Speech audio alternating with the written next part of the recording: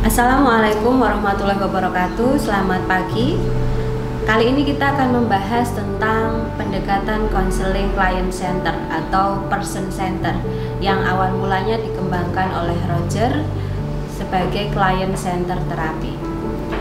Yang pertama akan kita bahas di sini adalah tentang hakikat manusia.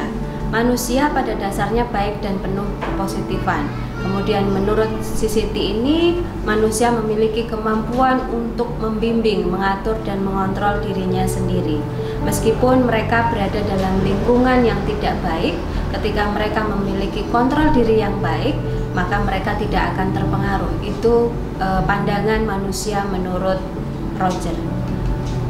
Prinsip konseling person center menekankan pada dorongan dan kemampuan yang terdapat dalam diri individu untuk berkembang, untuk hidup sehat dan menyesuaikan diri.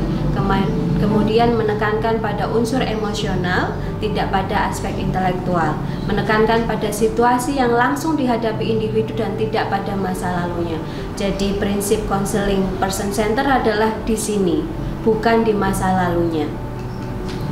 Asumsi tingkah laku bermasalah atau yang sering kita sebut sebagai pijakan saat kita menentukan pendekatan mana yang cocok untuk masalah individu yang dikembangkan oleh person center adalah adanya ketidaksesuaian antara diri yang nyata dengan diri yang ideal. Jadi semakin jauh ketidaksesuaian antara diri yang nyata dengan diri yang ideal, semakin menunjukkan bahwa individu tersebut bermasalah menurut pandangan person center. Kemudian hubungan konselor dan konseli yang dikembangkan di sini adalah unconditional positive regard.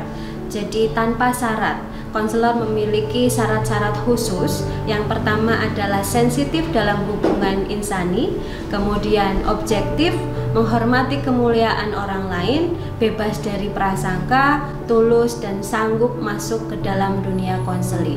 Jadi syarat konselor di sini harus memiliki empati yang sangat tinggi. Fungsi dan peran konselor. Fungsi dan peran konselor di sini yang memiliki ciri khas khusus. Yang pertama adalah tidak memimpin. Jadi yang menentukan proses perkembangan konseli adalah konseli itu sendiri. Konselor menerima individu sepenuhnya dalam keadaan atau kenyamanan yang bagaimanapun. Artinya unconditional positive regard, tanpa syarat. Kemudian konselor memberi kebebasan kepada konseli untuk mengekspresikan perasaannya seluas-luasnya dan sedalam-dalamnya. Selanjutnya kita masuk dalam proses konseling. Proses konseling terbagi menjadi 3 fase. Yang pertama adalah fase pengalaman akan meredanya ketegangan. Fase ini kita membiarkan konseli mengekspresikan perasaannya sedalam-dalamnya dan seluas-luasnya sambil kita masuki fase pemahaman diri, memahamkan konseli tentang ketidaksesuaiannya antara diri yang ideal dengan diri yang nyata. Kemudian setelah konseli menyadari hal tersebut, masuk ke dalam fase perencanaan.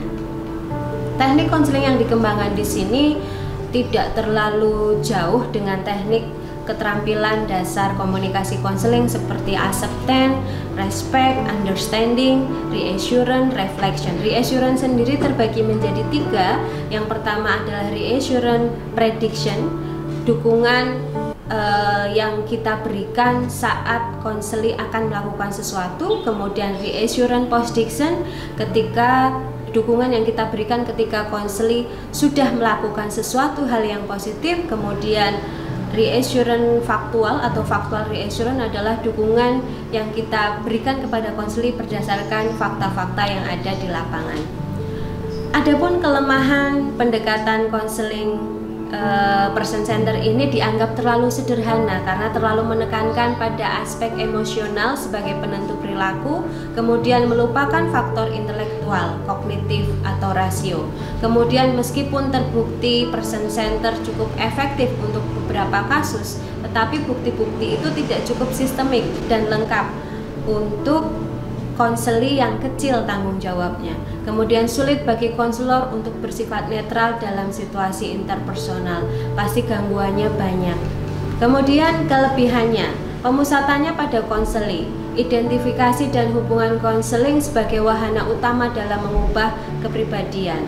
lebih menekankan pada sikap konselor daripada tekniknya, kemudian penekanannya pada emosi, perasaan dalam konseling, itu menjadi kelebihan yang dimiliki person center. Ada beberapa hal yang perlu diperhatikan. Yang pertama, yang bisa kita simpulkan adalah kedamaian pikiran akan datang ketika kita berlatih untuk jujur, terutama pada diri sendiri. So, jadilah diri sendiri, kemudian biarkan orang lain meremehkan Anda, tapi jangan biarkan diri Anda meremehkan diri Anda sendiri. Terima kasih.